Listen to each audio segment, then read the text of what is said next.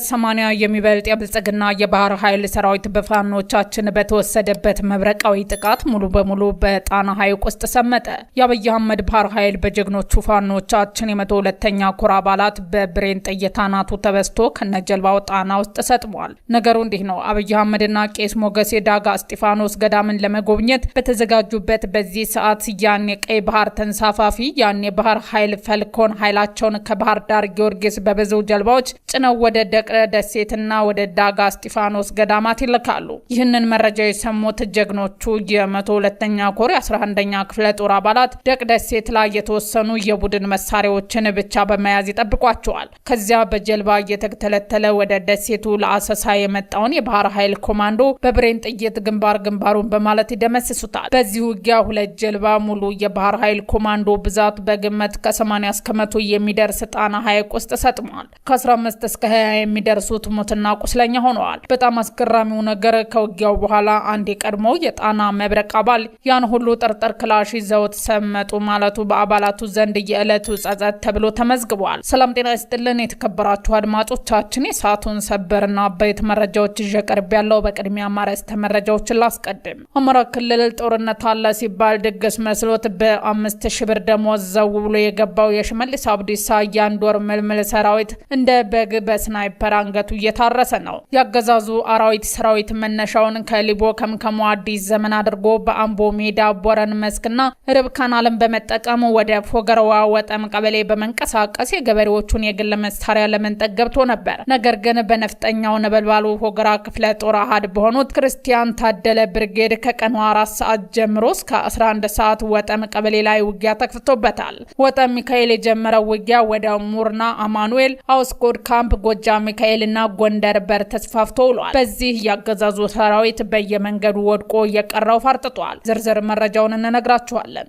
ከፋኖ የአንድነት ውይይት መልካም ዜና አልተሰማም። የጎንደር አፋሃዶች ከአንድነት ውይይት መውጣታቸውን ጸሐፊና ማህበረሰብ አንቂው ግርማ ካሳ አስታውቋል። አፋሃድና አፋብሃ አንድ ለማድረግ በሚል ንግግሮች ከሐምሌ 2017 ጀምሮ 6 ወር ያስቆጠረ ቢሆንም በጎንደር አፋሃዶችን ቢተኝነት መስተጓጎሉ ነው የተሰማው። ስለ ጉዳዩ አብራችሁን ስትቆዩ ታደምጡታላችሁ። በደብረ ማርቆስ ከተማ በተፈጸመ የቦምብ ጥቃት 6 ሆዳሚ ፖሊስ አባላት የተደመሰሱና 2 የቆሰሉ ሲሆን አንድ ፓትሮል መማረክ ተችሏል። የተከበራችሁ አድማጮቻችን እናንተ ከኛ ጋር ስትቆዩ እነዚህንና ለሰዓቱ መደመጥ ያለባቸውን መረጃዎች የምታደምጡ ይሆናል። የህዝባውን ትግል የምትደግፉ እንዲሁም ሀገር ወዳድ ሆናችሁ አድማጭ ተመልካቾቻችን ቪዲዮውን ላይክ፣ ቻናላችንን ሰብስክራይብ አድርጋችሁ የደውል ምልክቷን ታበሩ ዘንድ በአክብሮት እንጠይቃለን። እንዲሁም በኮሜንት ድል ለህዝብ ልጆች፣ ድል ለጀግኖች እያላችሁ ለህዝቡ ሲሉ ጫካ የገቡትን ታጋዮች ታበረቱ ዘንድ እየጠየቅናችሁ በቀጥታ ወደ ዝርዝር መረጃዎቹ እናልፋለን። ነበልባሉ ፎገራ ክፍለ ጦር በክርስቲያን ታደለ ብርጌድ ታላቅ ተጋድሎ በማድረግ ታሪክ ሰራ።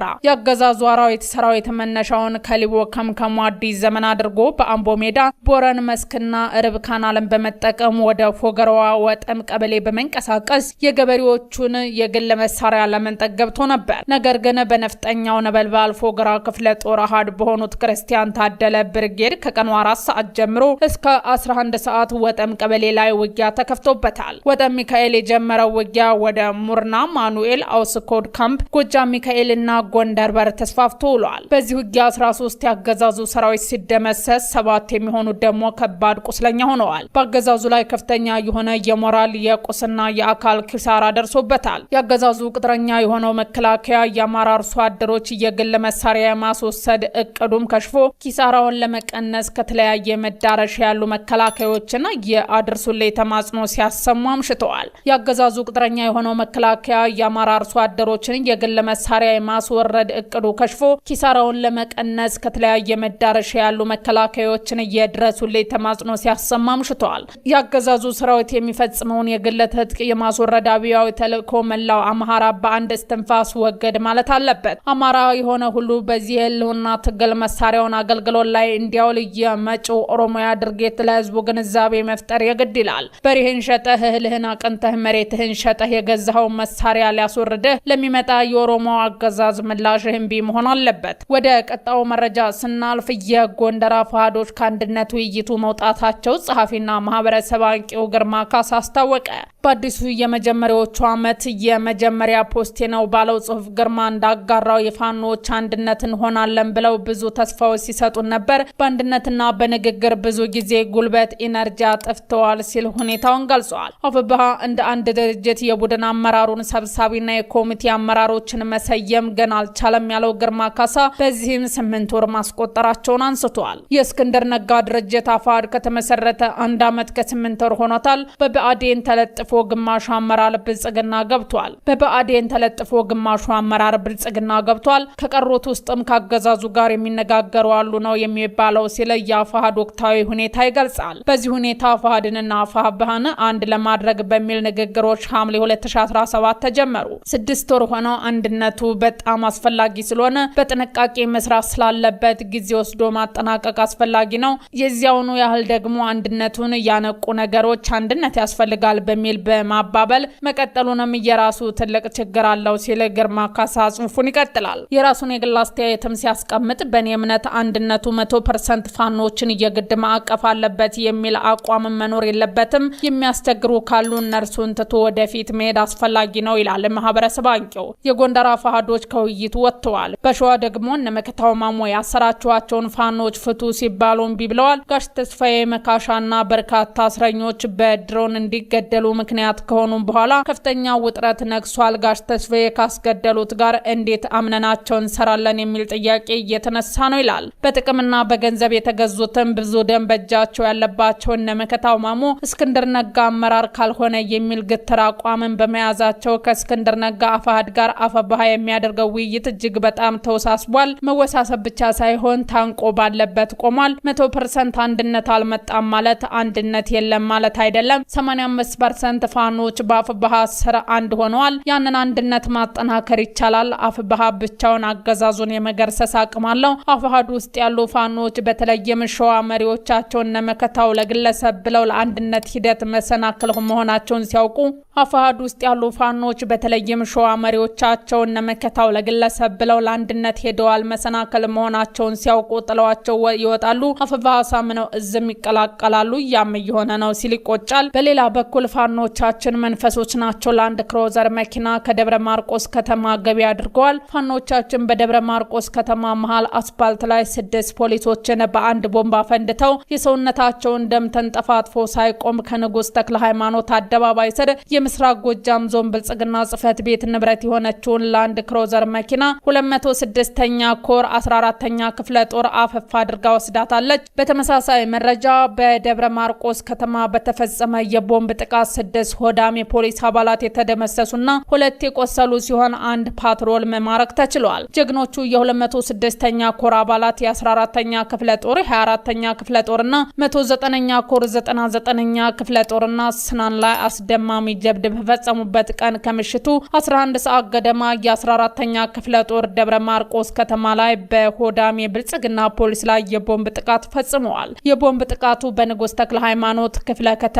ቀበሌ 03 ከዶክተር ይልቃል ክሊኒክ ፊት ለፊት የተፈጸመ ሲሆን በዚህ ጥቃት 6 የፖሊስ አባላትን በመደምሰስና 2ቱን በማቁሰል 1 ፓትሮል ይዞ መውጣት ተችሏል። ሰላማዊ ለመምሰል ሰላም በሌለበት ስለ ሰላም ህዝባችንን በየሰፈሩ በሚያደነቁሩበት ቅጽበት አይበገሬዎቹ የ14ኛ ክፍለ ጦር ፋኖች ቅጥረኛ የብልጽግናን ባንዳ በቦምብ አደባይተውት ሙትና ቁስለኛውን አስረክበውት ወጥተዋል። ይህ በእንዲህ እንዳለ ባለሽረጡ ክፍለ ጦር ታህሳስ 24 ቀን 2018 ዓ.ም ባደረገው ተጋድሎ በድል ታጅቦ ቀጥሎ ያገዛዙ ኃይል ላይ ተጨማሪ ሰብአዊና ቁሳዊ ኪሳራ በማድረስ 6 የነፍስ ወከፍ ክላሽ ማርከዋል። የምስራቅ አማራ ኮር አንዱ ባለሽረጡ ክፍለ ጦር ታህሳስ 24 ቀን 2018 ዓ.ም ንጋት ጀምሮ ሀብሩ ወረዳ ጊራና ዙሪያ ተጋድሎ በማድረግ በብልጽግናው ሰራዊት ላይ ከባድ ሰብአዊ ኪሳራ በማድረስ 10 የነፍስ ወከፍ ክላሽና ወደ 5500 የሚጠጋ ተተኳሽና ሌሎች ወታደራዊ ቁሳቁሶች መማረኩን ይፋ ማድረጋችን የሚታወቅ ሲሆን አሁንም አመሻሽ ላይ የተረፈውን ያገዛዙ ኃይል የማጽዳት ስራ ሰርተው 6 ተጨማሪ ክላሽ ማርከዋል። በዚህም በዛሬው ከባድ ትንቅንቅና ተጋድሎ አገዛዙ ከባድ ሰብአዊና ቁሳዊ ኪሳራ አስተናግዶ አሁን ላይ እርስ በርሱ እስከ መታኮስ ደርሶ ተጨማሪ ሰብአዊና ስነልቦናዊ ጉዳት ማስተናገዱን ለማወቅ ችለናል። ክስተቱ የግፈኞቹ ጀንበር መጥለቋን፣ ግፈኞቹ መጨረሻቸው እርስ በርስ መበላላት ብሎም መላቀጥ የሌለው ሽንፈት መሆኑን በተግባር የገለጠንና ያሳየ ነው። በሌላ በኩል አፋብኃ አፍብሃ ምዕራብ አማራ ቀጣና ቴዎድሮስ ዕዝ የ24 ሰዓት የተጋድሎ ውሎ። አፍብሃ ምዕራብ አማራ ቀጣና ቴዎድሮስ ዕዝ የ206ኛ ኮር 24ኛ ክፍለ ጦር ከሌሊቱ 11 ሰዓት ተኩል ጀምሮ የምስራቅ ጎጃም ዞን ደብረ ማርቆስ ከተማ በ27 ኪሎ ሜትር ርቀት ከምትገኘው ረቡ ገበያ ከተማ በመነሳት ወደ ዳንጉሌ ቀበሌ እንቀሳቀሳለሁ ባለ ያገዛዙ ኃይል ላይ ባደረገው ትንቅንቅ የሜጀር ጀነራል ብርሃኑ ጥላሁን ሰራዊት አመድ በማልበስ አንድ ሞርተር፣ አንድ ዲሽቃ፣ 4 ብሬን ስናይፐርን ጨምሮ ለቁጥር የሚከብድ የነፍስ ወከፍ መሳሪያ ማርኳል። ለ6 ቀናት ተንኳቶ ከደብረ ማርቆስ ተነስቶ ወደ ጮኬ ተራራ ለመውጣት በተንቀሳቀሰው ያገዛዙ ሰራዊት ላይ የተቀናጀው ውጊያ የከፈተው 206ኛ ኮር 24ኛ ክፍለ ጦር የብልጽግና ሰራዊት በመረፍረፍ ታሪክ ሰርቷል። የ206ኛ ኮር 14ኛ ክፍለ ጦር አሃዶች በረቡ ገበያ በመግባት ያገዛዙን ኃይል በማዛባት ግዳጁን በብቃት ተወጣለች። በተመሳሳይ በዚህ አውደ ውጊያ 109ኛ ኮር 99ኛ ክፍለ ጦር ሽፋን በመስጠት ሲያዝግ ቆይቶ ቆረጣ በመግባት አንድ ሽቃ መማረክ ችሏል። ከፍተኛ ቁርጠኝነትና ጀግንነት በታየበት በዚህ ውጊያም ከአንድ ሻለቃ በላይ ያገዛዙ ሰራዊት መደምሰስ ተችሏል። ከተማ ውስጥ መሽገው ህዝብ ሲያሰቃዩ የነበሩ አመራሮችን በመምታት መሳሪያቸውን በመያዝ ፋኖን ተቀላቀሉ። ወጣት ዘላለም በለጠ ይባላል። ተወልዶ ያደገው ሰከላ ወረዳ አቻይታ ቀበሌ ሲሆን የሚኖረው አዲስ አበባ ነበር። ነገር ግን አገዛዙ አንጉት የሚኖረውን ያጎቱን ልጅ ምላሱንና ብልቱን መቁረጡን ሲሰማ ከአዲስ አበባ ወደ ሰከላ ወረዳ ግሽ አባይ ከተማ በመመለስ ሻለቃ መሪውን በጩቤ ወቅቱ ክላሹንና ሽጉጡን በመማረክ ያጎቱን ልጅ ገዳይ በመበቀል 44ኛ ክፍለ ጦርን ተቀላቅሏል። በተመሳሳይ ይልማና ዴንሳ ወረዳ አዴት ከተማ ላይ ሻምበል በለጠ የተባለውን የሚሊሻ ኃላፊ መሳሪያ ሳት የላሰው ጀግና ወጣት መሃል ከተማ ላይ በዱላ ማጅራቱን ብሎ ሰደፋ ክላሽ ማርኮ 102ኛ ኮር 11ኛ ክፍለ ጦር አንሙት ያዛቸውን ሻለቃ ተቀላቅሏል። ግፍ ህዝብ የበለጠ እንዲታገል በማድረግ ትግልን የበለጠ ያፈጥናል። ስለሆነም ግፍን ተጸይፈው ፋኖን የተቀላቀሉ ወንድሞችን እንኳን ደህና መጣችሁ እንላለን። ወደ ሌላኛው መረጃችን ስናልፍ የአፍሪካ ቀንድ ዕጣ ፈንታ በመካከለኛው ምስራቅ አፍሪካና በውስጥ ደላላ መሪዎች ተጠልፏል። አቶ ጀዋር መሐመድ ታዋቂው የፖለቲካ ተንታኝና ፖለቲከኛ አቶ ጀዋር መሐመድ የአፍሪካ ቀንድ ሀገራት ፖለቲካና ኢኮኖሚው ዕጣ ፈንታቸውን የመወሰን አቅማቸውን እያጡ መምጣታቸውንና ቀጣናው ለመካከለኛው ምስራቅ የፖለቲካ ፍክክር ተገዢ የሆነ መምጣቱን የሚያስጠነቅቅ ትንታኔ ወጡ። ጀዋር በአፍሪካ ቀንድ የመንግስትና የማህበረሰብ ጥፋት የጋራ ሽርክና በሚል ርዕስ ባጋሩ ጽሑፍ በአዲስ አበባ፣ አስመራ፣ መቀሌ፣ ሞቃዲሾ፣ ሀርጌሳ፣ ፖርት ሱዳንና ዳርፉር የሚታዩ ጥረቶችን የአካባቢው የፖለቲካ ሹኩቻዎች ብቻ ሳይሆኑ በውጭ ኃይሎች የሚቀነባበሩ የጥፋት ፕሮጀክት መገለጫዎች መሆናቸውን አመልክተዋል። ጀዋር በጽሑፋቸው እንዳተቱት የአፍሪካ ቀንድ ሀገራት ወሳኝ የሆኑ ብሔራዊ ውሳኔዎች ከመወሰናቸው በፊት ከፍተኛ ባለስልጣናት በጸጥታ ወደ መካከለኛው ምስራቅ ዋና ከተሞች ሲጓዙ ይታያሉ። እነዚህ ባለስልጣናት ከውጭ ጉዟቸው ሲመለሱ የሀገር ውስጥ ተቋማትና በሌላ ቦታ የተወሰነውን ሁኔታ ለማጽደቅና ህጋዊ ሽፋን ለመስጠት ብቻ ይሰባሰባሉ። ይህ በደምና በመስዋዕትነት የተገነባውን ሉዓላዊነት ወደ ትርኢት አውርዶታል ሲል ተችተዋል። በወቅታዊ የአፍሪካ ቀንድ መሪዎች አካሄድ በ19ኛው ክፍለ ዘመን የዝሆን ጥርስና የባሪያ ንግድን ካመቻቹ የዛንዚባር ተላላኪዎች ጋር ተመሳሳይ መሆኑን ጀዋር በጽሑፋቸው አነጻጽረዋል። የውጭ ኃይሎች ግዛትን በቀጥታ መውረር አያስፈልጋቸውም፣ ይልቁንም ሀገራዊ ጥቅምን ለግል ስልጣንና ሀብት አሳልፈው የሚሰጡ የሀገር ውስጥ ተዋናያን የበላይነቱን ያከራያሉ ያሉት ጀዋር መሪዎች የመንግስትን ጠባቂ ካልሆኑ ይልቅ የውጭ ጌቶቻቸውን ፍላጎት በማስፈጸም ብጥብጥና ግዛትን የሚያስተዳድሩ የመግቢያ ደላሎች ሆነዋል ሲሉ ከባድ ትችት ሰንዝረዋል።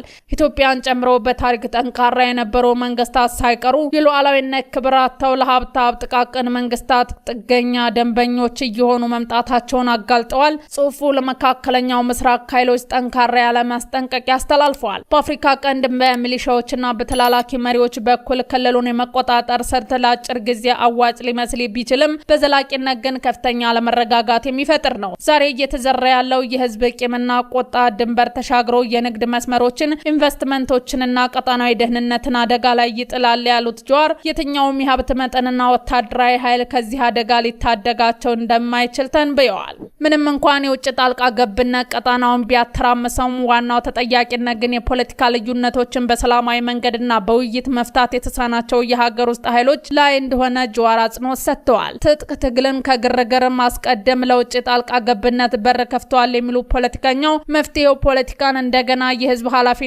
ማድረግ ለግለሰቦች ሳይሆን ለዜጎች የሚሰጥ የጠነከሩ ተቋማትን በገንባትና የውጭ ተጽዕኖን በድፍረት መመከት እንደሆነ ጠቁመዋል።